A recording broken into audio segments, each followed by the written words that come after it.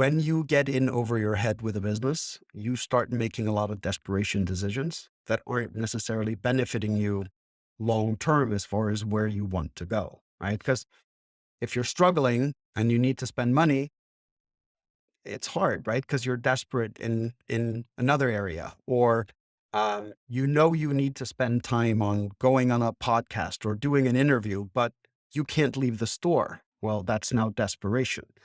So when he said that to me, it was kind of like a light bulb moment that applied to more than just, you know, a single thing. It became almost fundamental for how we made decisions as a business. And we still do that today. Like we never sacrifice our long-term vision for a desperate decision needed to be made today. Does that make sense? It makes absolute sense. I mean, you're completely right. When you come forward and say, "I need help," a lot of times it's because you really need help, Mhm. and you may not have the time. You may not have the luxury of the time to make everything work for you.